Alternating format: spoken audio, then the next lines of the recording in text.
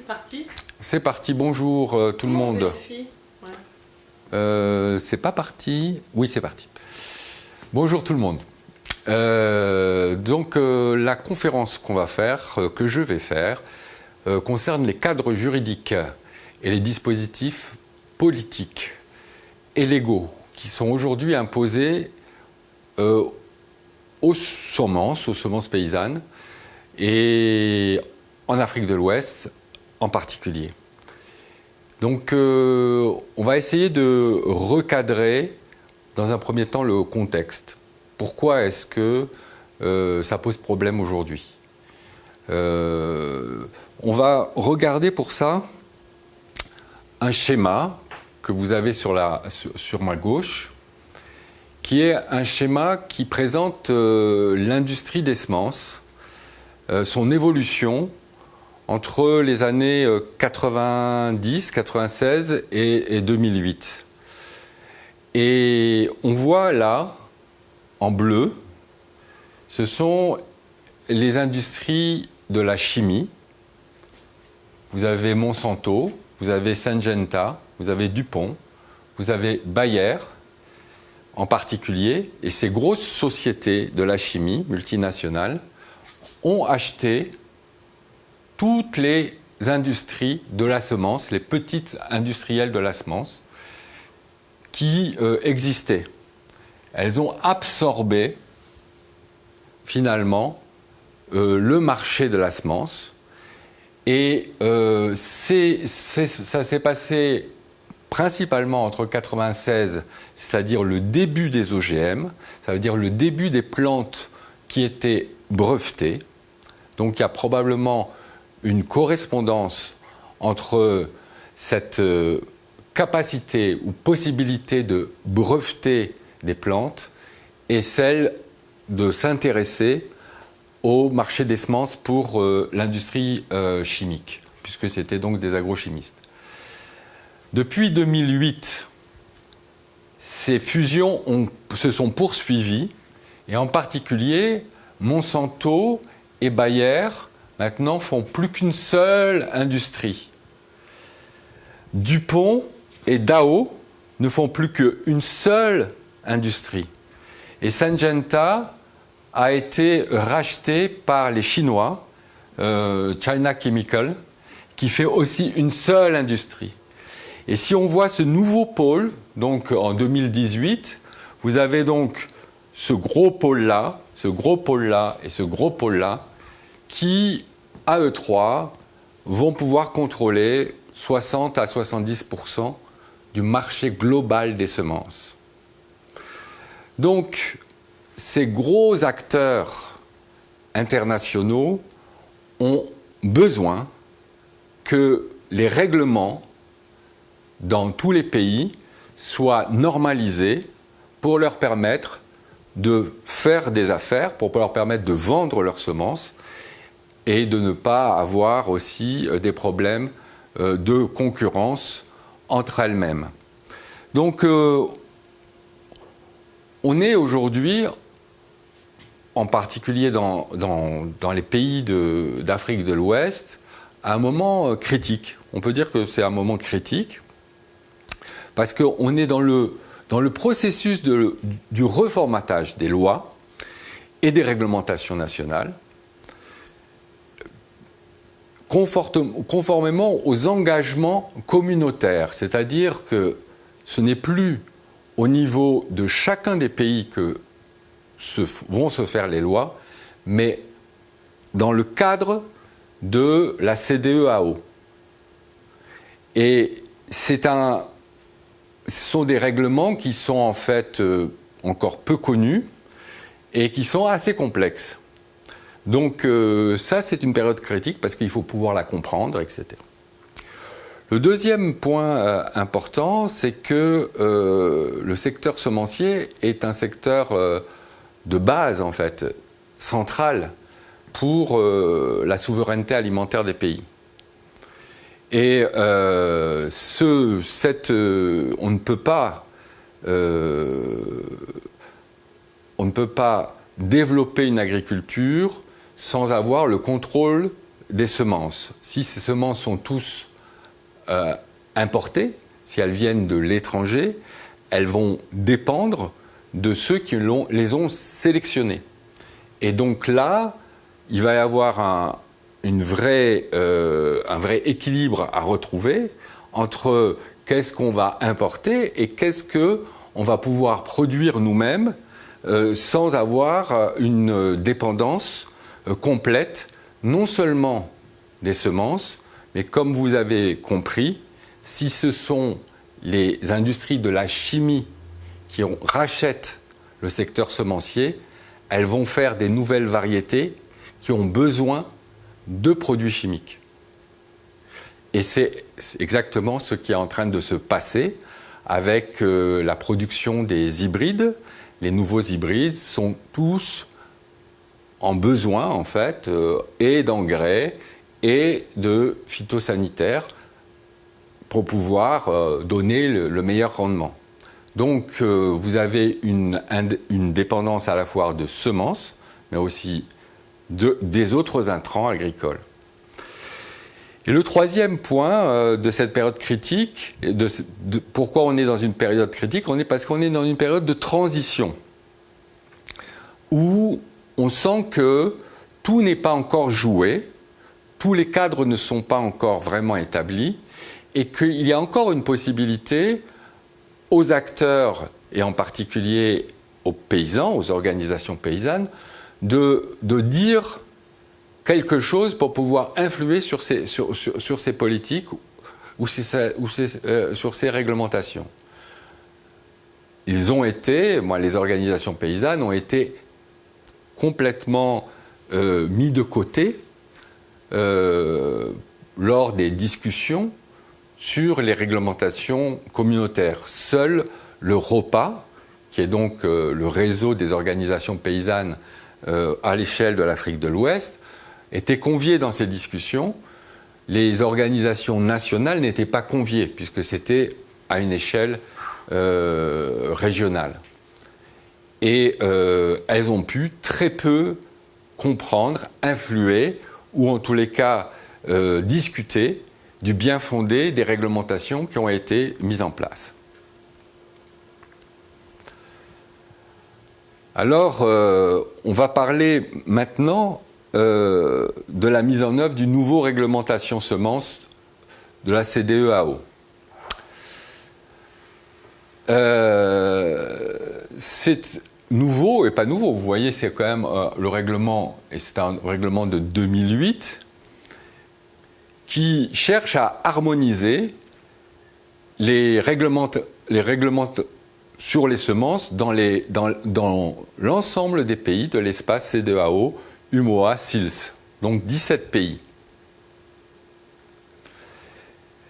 Donc c'est quelque chose qui est beaucoup plus large disons que c'est pas seulement les francophones, c'est aussi le Nigeria, il y a le Ghana qui sont inclus, donc c'est un espace encore plus large. Et cette harmonisation va se faire par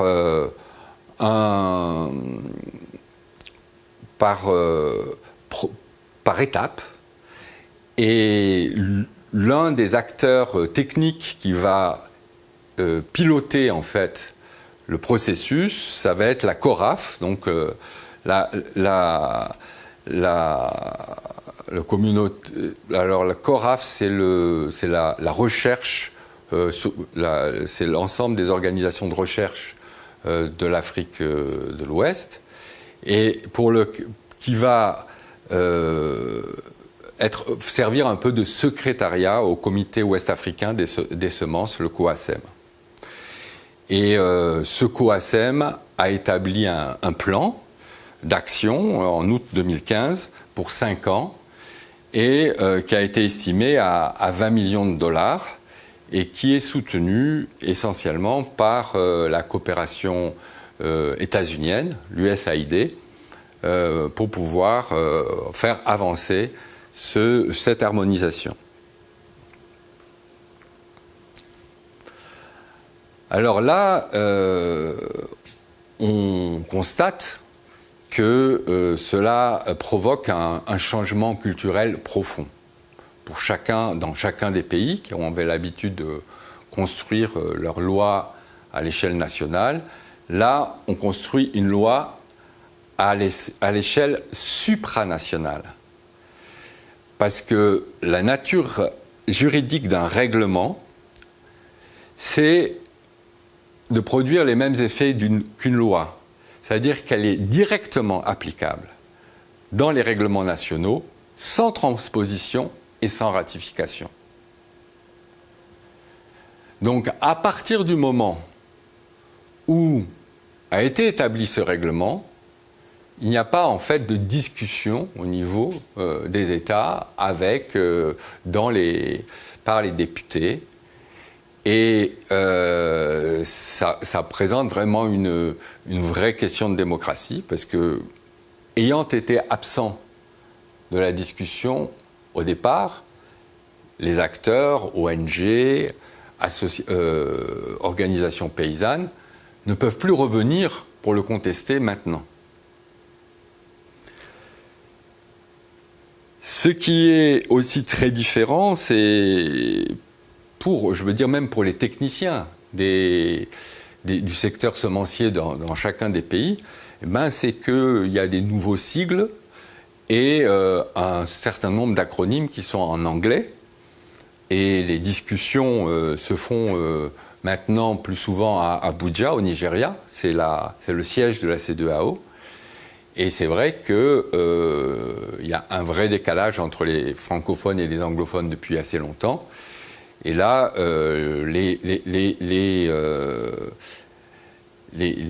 techniciens, ingénieurs, juristes francophones ont souvent des difficultés à se familiariser avec tout ce nouveau vocabulaire.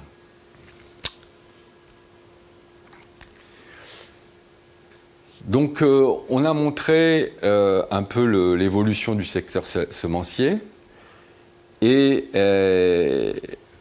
ça s'inscrit, en fait, cette évolution, dans un contexte international qui est très favorable au traité de libre-échange.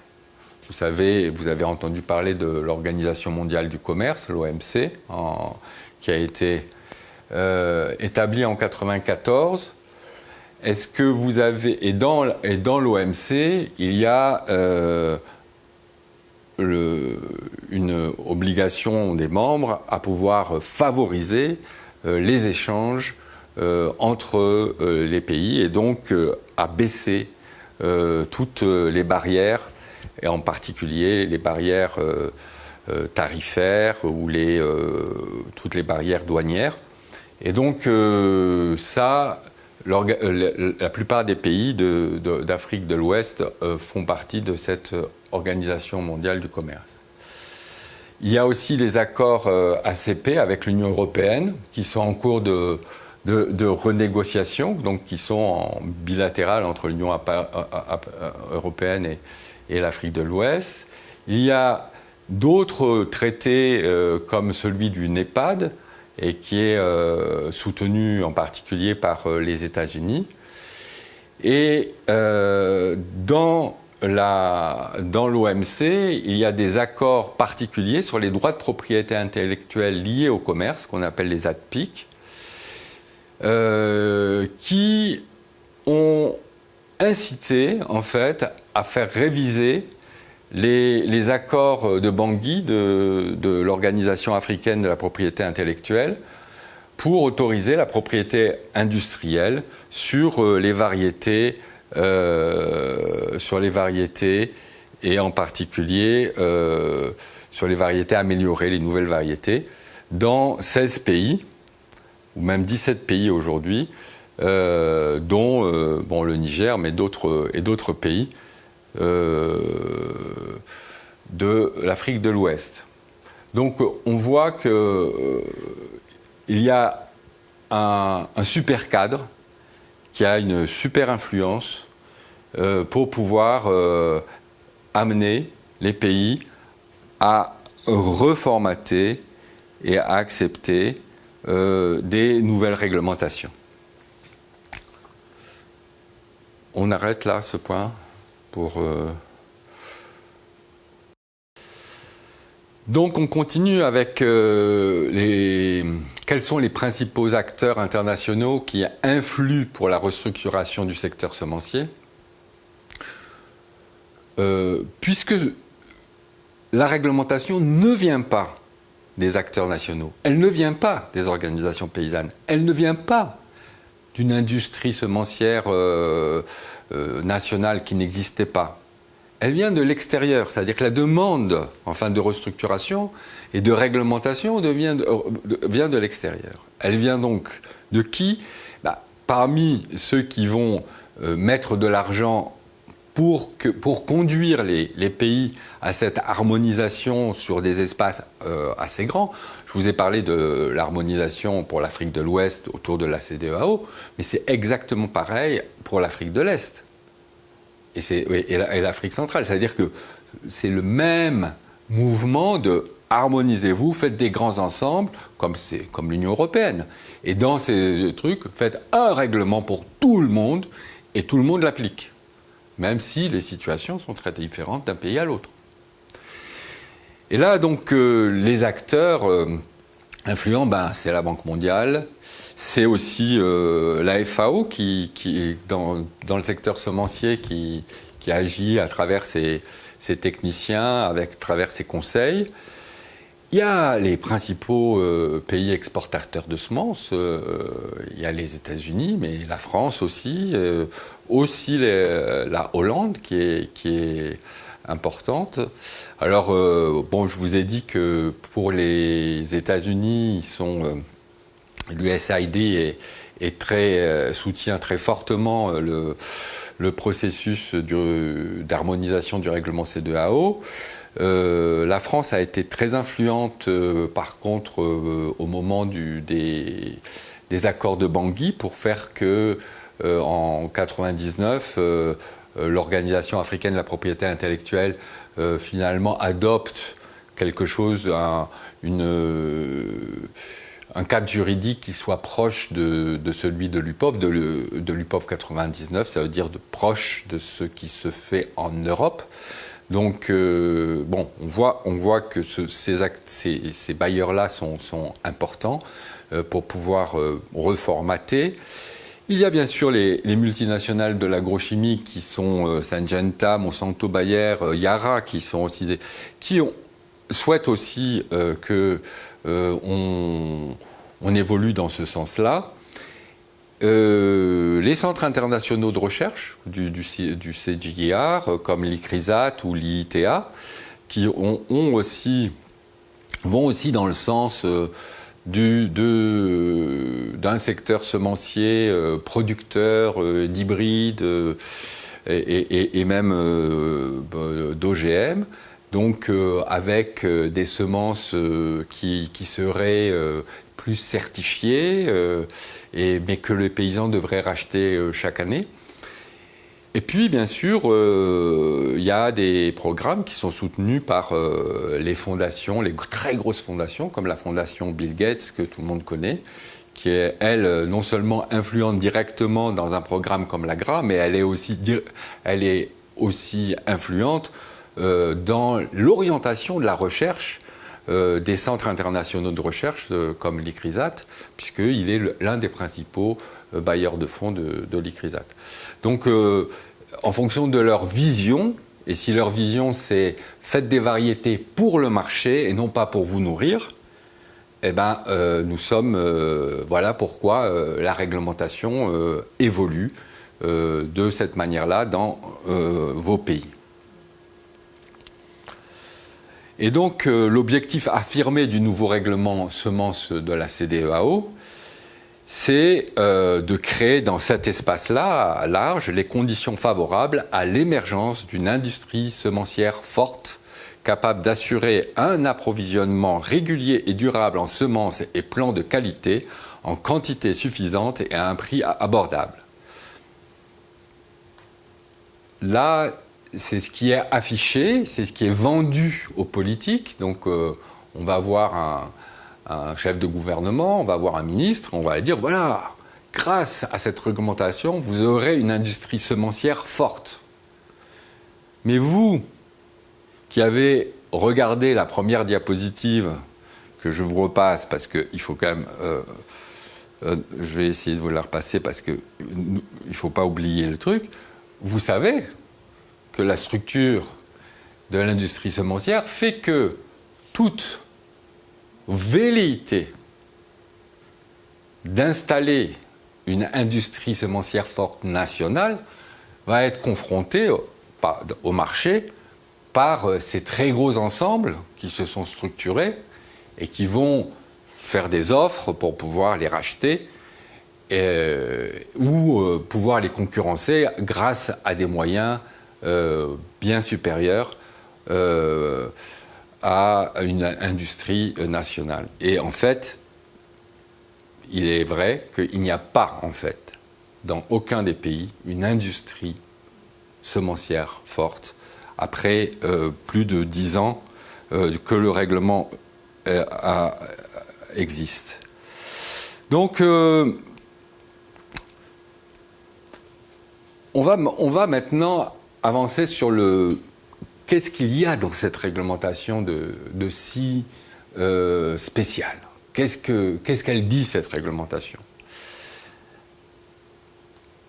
Cette réglementation va défendre 3 piliers. En fait, c'est les 3 piliers qui font que les industriels peuvent être confiants dans un marché. C'est que les semences soient certifiées. C'est-à-dire qu'elle va obliger à ce que les lots de semences soient certifiés. On va revenir dessus. Elle va demander à ce que toutes les variétés qui vont être mises sur le marché soient homologuées. Et la troisième chose, c'est que les variétés qui sont mises sur le marché doivent pouvoir être protégées par un droit de propriété industriel ou intellectuel en fonction. Et qu'est-ce qui va gouverner en fait cette vision? C'est la pureté variétale. C'est-à-dire que pour arriver à avoir une bonne certification, une bonne homologation, il faut que les variétés soient pures. Et elles vont être évaluées par des tests qu'on appelle les tests DHS, distinction, homogénéité, stabilité. Ce sont quand même des tests qui sont faits en champ pour pouvoir vérifier que chacune des variétés, elle est distincte des autres variétés déjà homologuées, elle soit homogène et elle soit stable d'un cycle à l'autre, c'est-à-dire que c'est toujours la même. Et pourquoi est-ce qu'il y a cette obsession en fait de la pureté variétale?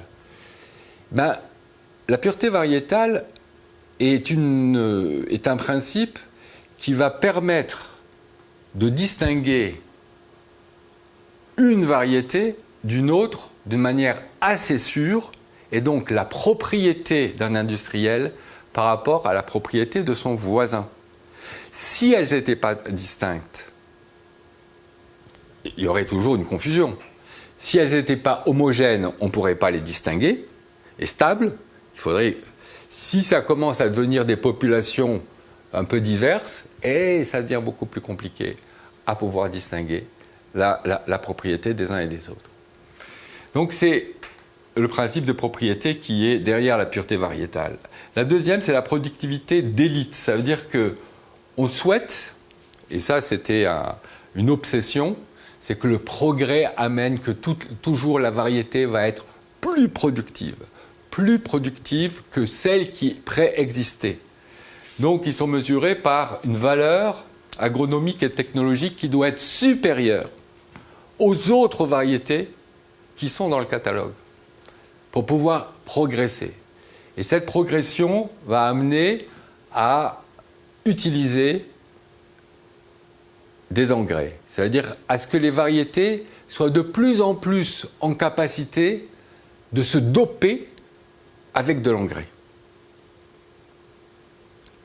Parce qu'elles pourront être supérieures à celui à la variété qui est dehors. Donc voilà les deux principes. On revient maintenant sur le premier point, la certification des semences. Vous voyez là, l'un des trois piliers, c'est la certification des semences. Donc on va passer maintenant sur chacun de ces trois points pour pouvoir mieux les expliquer. La certification des semences, c'est d'abord demander à ce que les lots de semences qu'on achète soient d'une bonne germination. Ça, on peut trouver ça tout à fait légitime. Qui est une pureté spécifique. Ça veut dire qu'il s'agit bien d'une... Si vous achetez un lot de semences de tomates, c'est bien de la tomate que vous n'allez pas avoir mélangée avec toute autre espèce au milieu. Vous allez avoir aussi des taux d'humidité bas qui garantissent la bonne conservation. Vous allez avoir absence de maladie.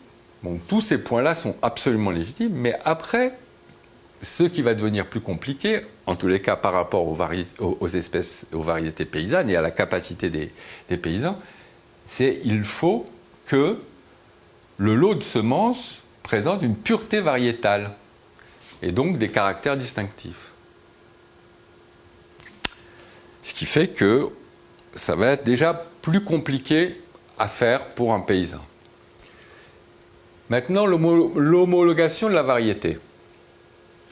Donc c'est le deuxième principe. L'homologation de la variété, c'est faire en sorte que la variété soit homologuée dans un catalogue officiel. C'est-à-dire que toutes les variétés qui vont aller sur le marché doivent être homologuées. Donc là, il y a un catalogue C2AO depuis le 2008. Bon, là, c'est un exemple au Niger, il y en a un en 2012, mais quasiment tous les pays de la sous-région ont un catalogue national qui est généralement pas actualisé chaque année, parfois tous les 2 ans, tous 3 ans, ou 4 ans, ou 5 ans, faute de moyens. Faute de moyens. Et puis, ne peuvent rentrer dans ce catalogue que les variétés qui vont subir un test de distinction, homogénéité et stabilité et prouver leur pureté variétale. Et c'est là où on a un vrai problème aujourd'hui, c'est que un problème même au niveau de la mise en œuvre de cette réglementation, c'est que le catalogue officiel aujourd'hui introduit des variétés qui n'ont pas du tout subi ce test parce qu'aucun pays est dans la capacité de monter des tests de distinction, d'homogénéité et stabilité. C'est à la fois compliqué et c'est coûteux en temps. Et puis pour un principe qui n'est pas vraiment partagé par les scientifiques et les techniciens africains la plupart du temps. Le deuxième test, c'est le test de valeur agronomique et technologique et environnemental maintenant, il y a VATE, c'est le comportement vis-à-vis des autres variétés homologuées. Et comme je vous ai dit, ce test-là va présenter un deuxième problème.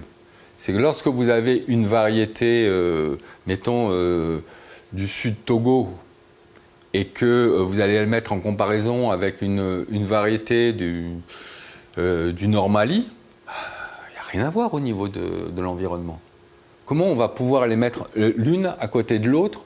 Dans quelles conditions elles vont pouvoir être évaluées de manière équitable alors qu'elles sont issues de deux conditions différentes. Donc, quels vont être les standards pour pouvoir faire ces VATE au niveau de la régionale? Et, in fine, on s'aperçoit que l'homologation de la variété, ça va permettre d'exclure toutes les variétés paysannes. toutes les variétés paysannes ou traditionnelles de la commercialisation, puisqu'elles ne pourront pas passer ces tests-là. Ainsi, ne vont rester dans le catalogue officiel que les variétés de l'industrie.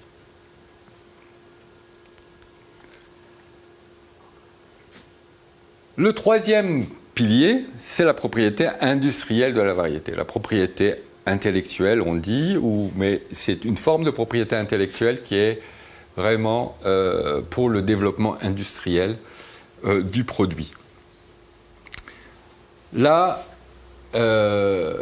c'est pas la réglementation CDEAO, c'est une autre réglementation, c'est un autre pilier, qui est un autre registre, qui est un registre qui est porté par l'Organisation africaine de la propriété intellectuelle, l'OAPI.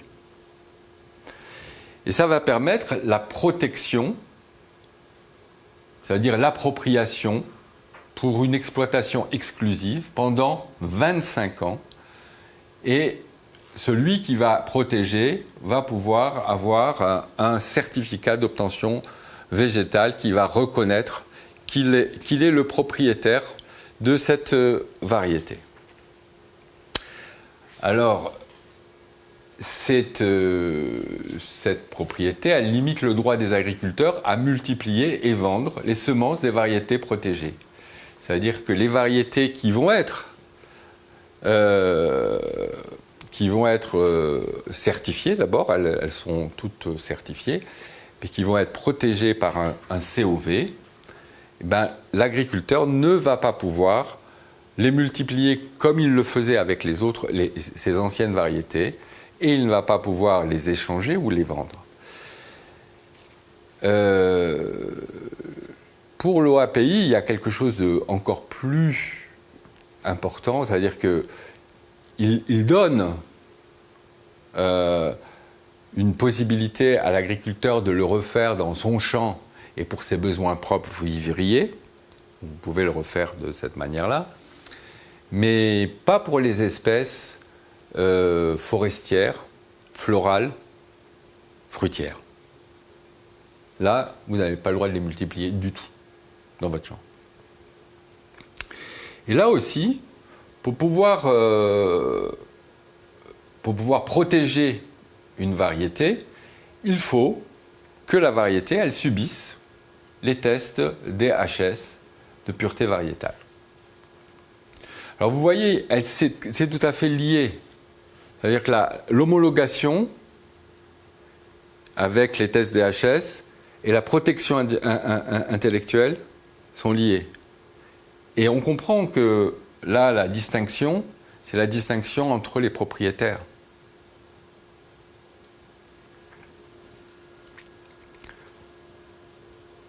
Stop, on fait une pause. Là, on a fait une petite pause parce que je souhaitais vous présenter quelques travaux que nous avons faits avec notre organisation BD.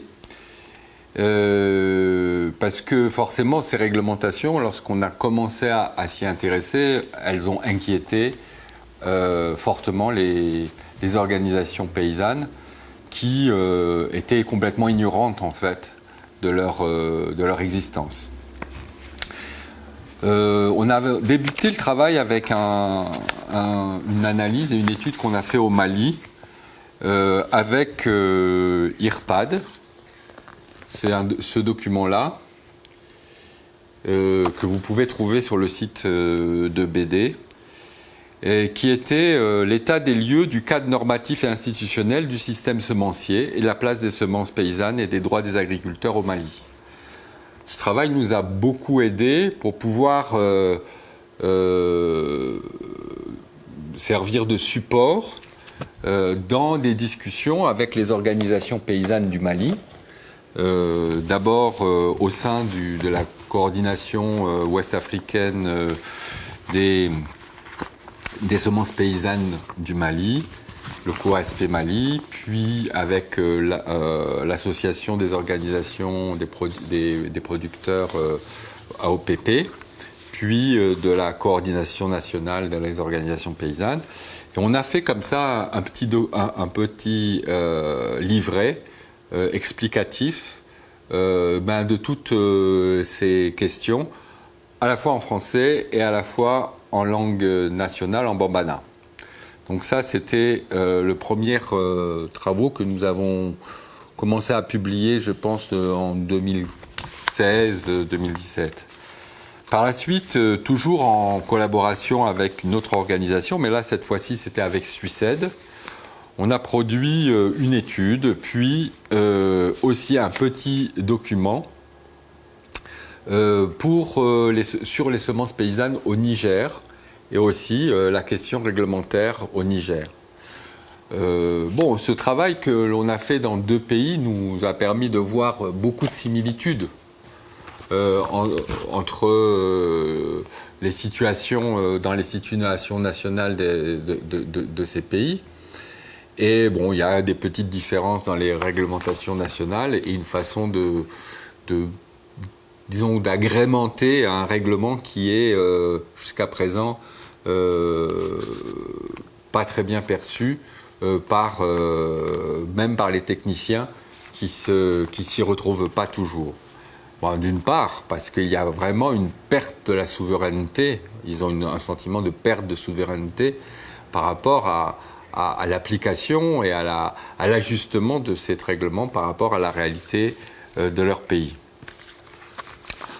Nous avons aussi travaillé avec une autre organisation qui s'appelle Aprebes pour faire une étude de fond sur l'Organisation africaine de la propriété intellectuelle et comment finalement cette réglementation sur la propriété des variétés certifiées, les COV dont je vous ai parlé tout à l'heure, comment c'était mis en œuvre. Et là, on voit que depuis plus de 10 ans que cette réglementation existe, et elle est absolument pas suivie, comprise, et les quelques variétés qui sont protégées ne le sont pas pour des raisons vraiment commerciales. La plupart du temps, c'est des instituts publics qui ont été embringués en fait à mettre une propriété intellectuelle alors qu'ils n'étaient pas du tout convaincus de cela. De plus, lorsque vous voulez protéger une variété, vous devez payer. Et il y a des taxes à tous les étages. Vous devez payer en frais de dossier, vous avez 900 000 CFA. Vous devez payer pour la dénomination, 100 000 CFA, pour le changement de dénomination, 120 000 CFA, pour la revendication de priorité, 110 000 CFA, pour l'examen technique, que lorsque vous voulez faire des tests de DHS, c'est 625 000 CFA. Et puis après, lorsque vous avez obtenu ce certificat d'obtention végétale, chaque année, vous devez payer 250 000 CFA par variété, comme le loyer, en fait, ce sont les taxes annuelles pour maintenir la validité du certificat. Donc, tout ça fait que lorsque certains pays ont été conduits, en fait, à amener leur recherche publique à protéger avec ces COV les variétés sélectionnées par les centres, elles l'ont fait par des projets qui ont financé l'obtention des COV. Mais dès les années qui ont suivi, pour maintenir le COV, il fallait continuer à payer le loyer. Or, comme ces variétés de la recherche publique ne sont pas commercialisées, finalement, c'est de la poche du trésor public du pays de continuer à payer un loyer qui ne sert à rien et qui ne ramène absolument aucun bénéfice, ni à la recherche, ni aux chercheurs. Bon, donc ce travail-là, nous l'avons produit l'année dernière. Et il est aussi en libre accès sur notre site. Mais le travail qu'on a cherché à faire et qui, à mon avis, est maintenant le plus important, c'est plutôt de dire, mais quels sont les droits que les agriculteurs auraient besoin par rapport à leurs semences. Et pour ça, il fallait qu'on redéfinisse, qu'on retravaille avec les organisations paysannes sur ce qu'on appelle les systèmes semenciers paysans. C'est quoi? Comment on les caractérise? Quels sont les besoins? Comment ça fonctionne? Et au Mali, nous avons travaillé pendant 4 ou 5 ans avec l'IRPAD en particulier, mais avec aussi la CNOP et d'autres organisations.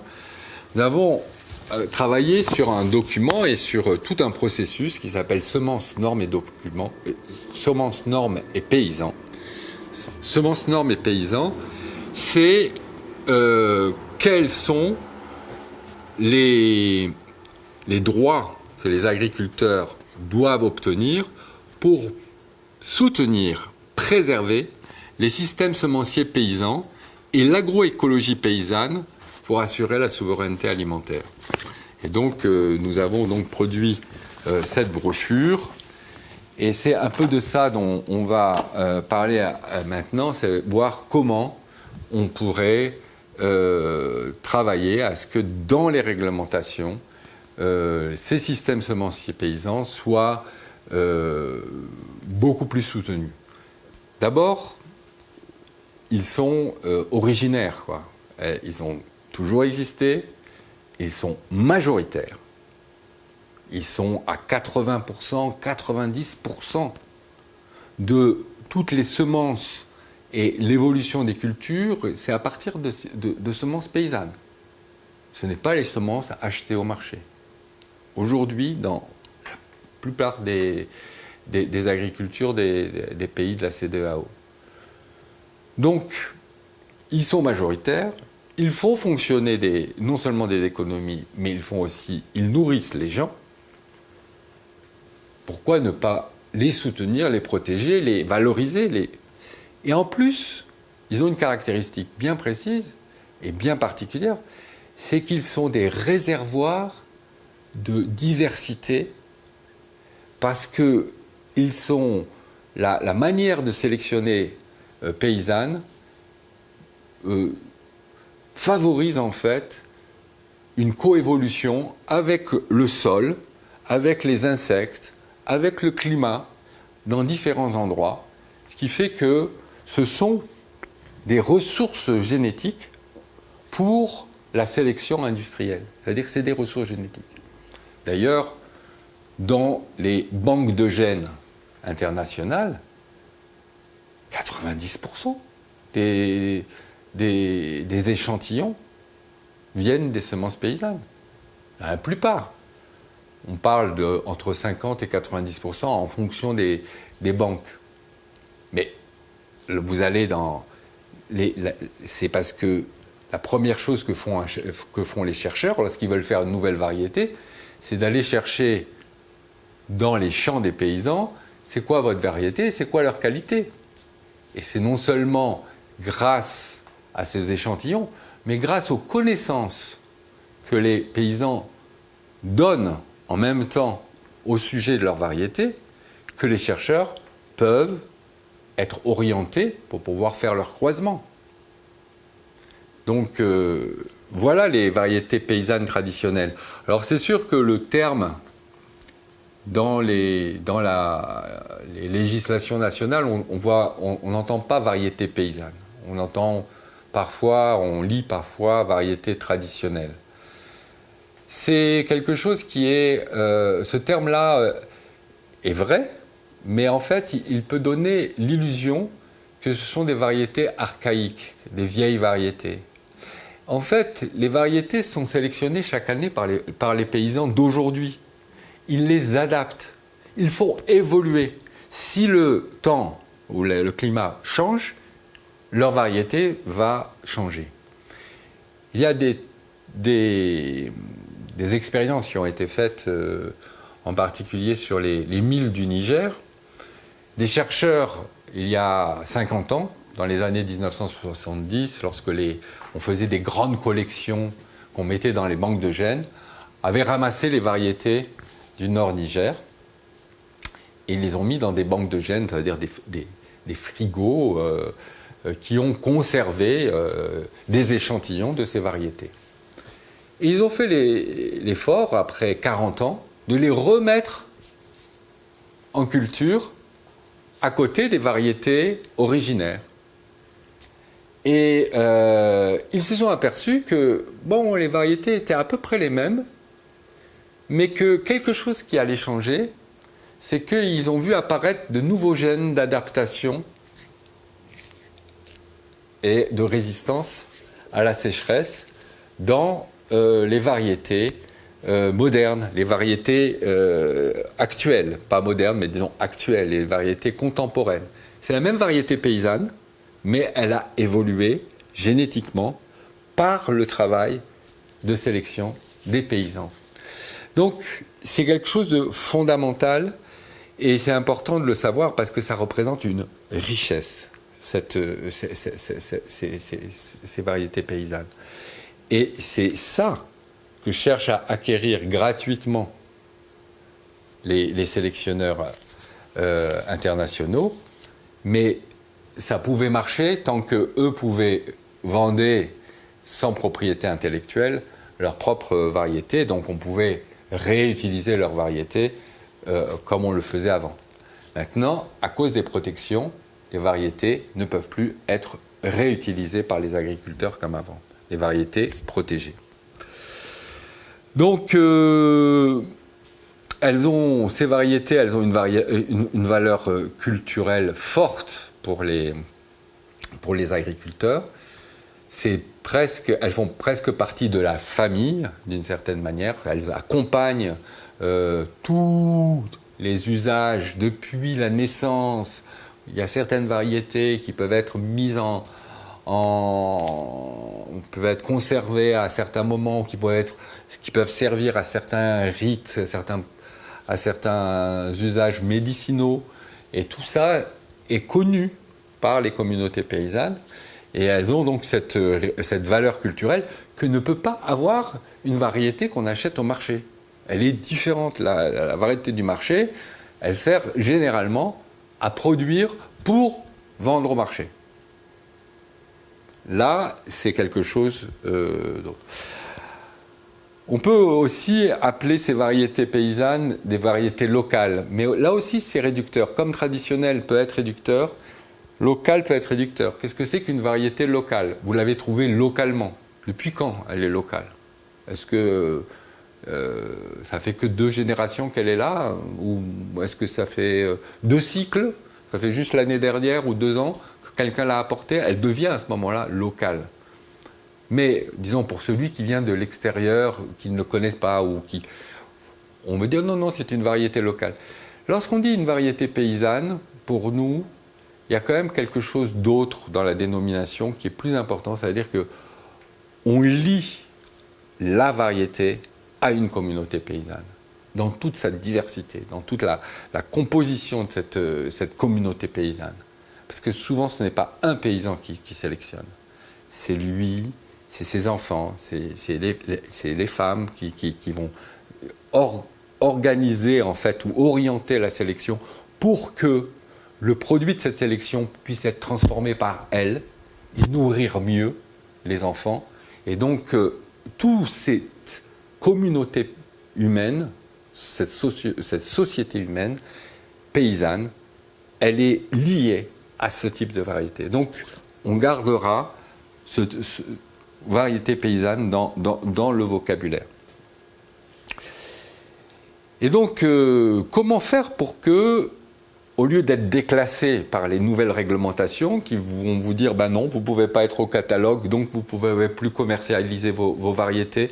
Non, votre variété, elle est, c'est une variété protégée, vous ne pouvez plus la reproduire chez vous, etc. Comment on fait pour que on reconnaisse des droits aux agriculteurs? Or, il se trouve que, après de longues luttes et de négociations, on a obtenu, dans un traité international des plantes, qui a un nom tellement à coucher dehors, c'est-à-dire un nom que vous pouvez, la plupart des paysans n'ont jamais imaginé que dans ce traité international sur les ressources phytogénétiques pour l'agriculture et l'alimentation, TIRPA, étaient inscrits des droits qui les concernent.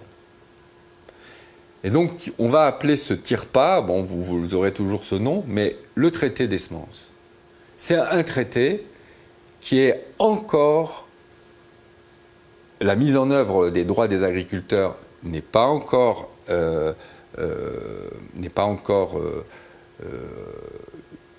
généralisée, mais on peut se référer à ce traité international parce que il reconnaît ces droits sur ceux qui entretiennent les ressources génétiques, ceux qui entretiennent la diversité, ceux qui entretiennent ces variétés paysannes qui sont des variétés paysannes, des populations de plantes intéressantes, qui ne sont justement pas homogènes et stables.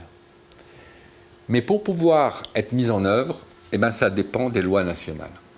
Et comme ça dépend des lois nationales, il faut que dans chacun des pays, on puisse avoir des espaces où les paysans, les organisations paysannes, puissent venir discuter et inscrire dans les lois nationales ces droits. Si on doit attendre que c'est à Rome que se font les discussions sur le traité, que ce soit les gens à l'international qui vont régler les choses, c'est absolument pas le cas.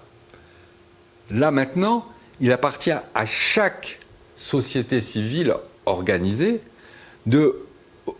d'obtenir que les droits des agriculteurs sur les semences soient inscrits dans les lois.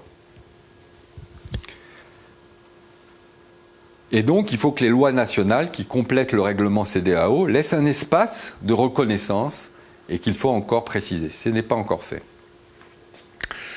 Donc, dans les nouveaux cadres réglementaires nationaux dans les pays, il faut vérifier le statut des variétés traditionnelles par rapport au droit des agriculteurs de multiplier et vendre leurs semences. Ce n'est jamais spécifié. On parle des variétés traditionnelles comme ça, mais il faut dire que ces variétés, les agriculteurs doivent pouvoir les multiplier et vendre leurs semences. Et au lieu de je vais garder traditionnel ici parce que c'est ce qui existe dans les textes, mais en fait, c'est les variétés paysannes dont nous parlons. En fait, nous pensons que tout ce dispositif de certification de la qualité des semences mises sur le marché, même si ça peut être intéressant d'avoir une certification des semences lorsque vous achetez, il faut quand même revoir tout ça par rapport à la pureté variétale. Parce que cette pureté variétale peut déclasser ou empêcher ce dispositif de certification. Il y a bien sûr tout ce qui concerne le catalogue officiel. Les variétés paysannes et traditionnelles n'ont pas vocation à être dans un catalogue officiel et ne souhaitent pas, d'ailleurs, la plupart des gens ne souhaitent pas être dans un catalogue. Bon, qu'il y ait des registres qui soient... Mais si c'est un catalogue avec des critères de DHS et VAT, c'est absolument incompatible avec la nature des variétés paysannes. C'est absolument incompatible. Alors, essayer de les faire rentrer de force là-dedans n'est pas une bonne chose. Mieux vaut créer un registre particulier à côté et qui soit construit, co-construit avec les organisations paysannes. Et ce qui apparaît, bon, c'est qu'aujourd'hui, ces DHS-VAT, c'est une chimère, ça n'existe pas. Donc, on se demande sur quelle base les gens décident de pouvoir protéger, puisqu'il n'y a, au niveau national, aucun lieu qui peuvent dire oui, on fait des critères DHS et on peut vous prouver que cette variété, elle est distincte, homogène et stable par rapport à cette variété, etc. Ça n'existe pas aujourd'hui. Et donc, est-ce qu'on va continuer à vivre autour de cette chimère? Ça, il appartient en fait aux organisations paysannes de le contester ou pas. Et finalement, par contre, ce qui est exigé aussi par le traité sur le traité des semences, international des semences, ne tire pas, c'est la participation des agriculteurs aux lois, aux comités, aux lieux de discussion qui traitent de leurs droits. Or, aujourd'hui, cette participation paysanne au Comité national des semences est encore très faible. Ou en tous les cas, elle n'a pas, les agriculteurs ne sont pas impliqués comme il le faudrait, n'ont pas les moyens, les supports pour pouvoir être impliqués comme il le faudrait sur ces règlements qui les concernent en premier chef. Alors par rapport au cadre réglementaire régional de la CEDEAO, là, on voit que dans la gouvernance de ces cadres réglementaires pose un vrai problème. On ne voit pas comment une organisation de Casamance paysanne qui aurait une revendication ou une envie de s'impliquer pourra avoir la possibilité de dire quelque chose à Abuja, qui est à 4000 km de chez eux, où la discussion risque de se faire en anglais. Et on se dit, mais quels sont les mécanismes pour que la gouvernance au niveau du règlement régional reflète des réelles discussions et implications des paysans de toutes les régions, de toutes les petites régions, de tous les pays de cette grande région.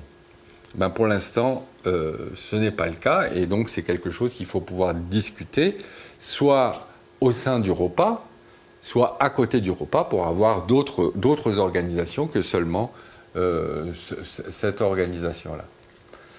Bon, là, on a eu une discussion sur les tests DHS-VAT aussi. Qu'est-ce que ça veut vouloir dire que des tests VAT avec des variétés qui viennent de régions très très différentes?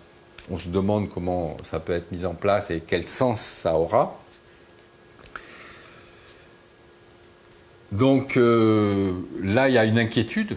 Ça veut dire faire en sorte que, comme ça s'est passé en Europe, que peu à peu, les variétés du catalogue deviennent des variétés hybrides sur toutes les cultures. Les tomates, par exemple, il y a 25 ans, 30 ans, il y avait peu d'hybrides de tomates. Et puis maintenant, c'est en train de se généraliser.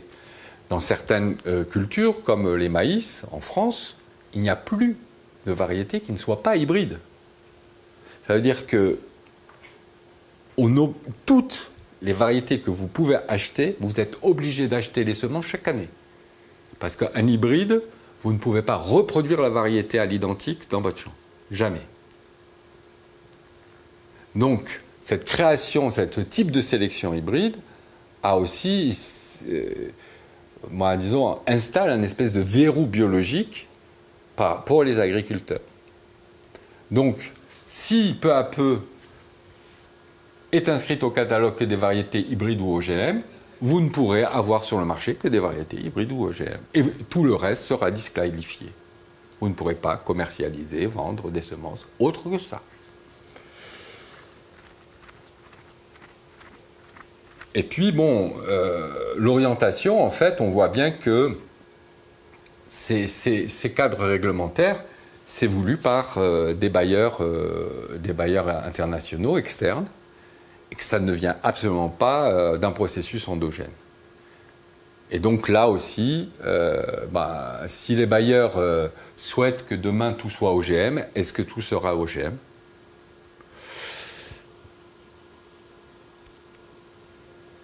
Donc, on a parlé beaucoup de la réglementation CDEAO, c'est la réglementation du commerce. Je vous ai parlé un peu de l'autre registre, qui est celui des droits de propriété industrielle sur les plantes, donc les COV, là, les obtentions végétales, les droits d'obtention végétale et les brevets. Encore les brevets, on n'a pas le temps ici d'expliquer la distinction, mais sur les uns, c'est les variétés qui sont protégées en tant que variété distincte, homogène et stable, qui est protégée, c'est cette variété, mais vous pouvez la récupérer, faire un croisement librement pour pouvoir faire une troisième variété, vous avez la possibilité. Par contre, lorsque les plantes sont brevetées, et les grosses multinationales de l'agrochimie, elles déposent des brevets sur les plantes, là vous ne pouvez plus utiliser une plante librement lorsqu'elle a une protection par brevet.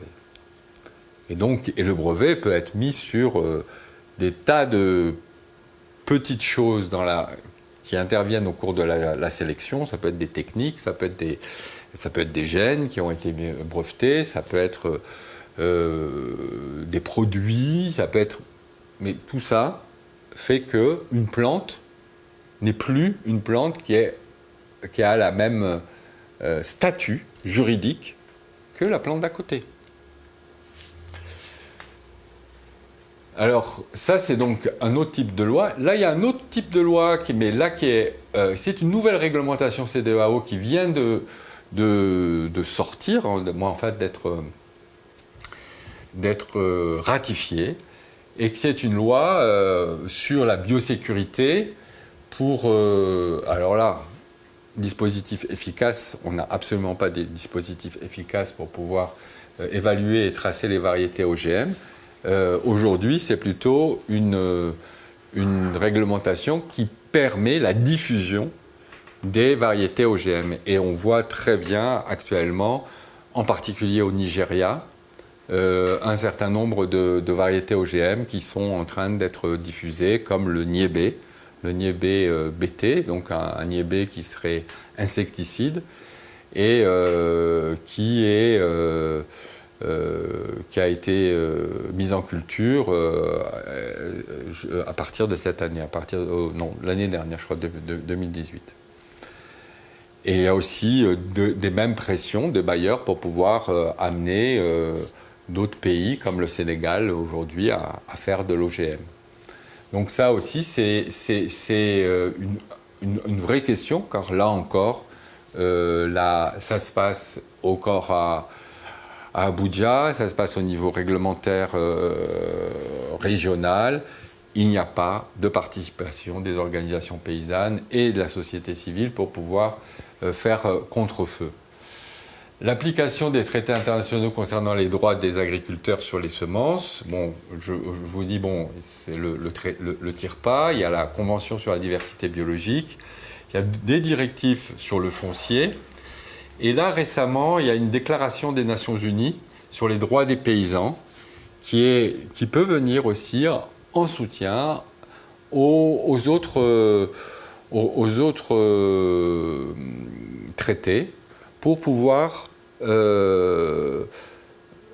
expliquer que les paysans peuvent échanger, multiplier, conserver, échanger leurs semences et leurs plants. Et ça, c'est une déclaration des Nations Unies, c'est quand même quelque chose d'important. Donc, cette présentation est maintenant terminée. Je n'ai pas pu peut-être exposer complètement tout ce que j'aurais souhaité, mais j'espère qu'on aura l'occasion dans une prochaine conférence de détailler certains points. Merci.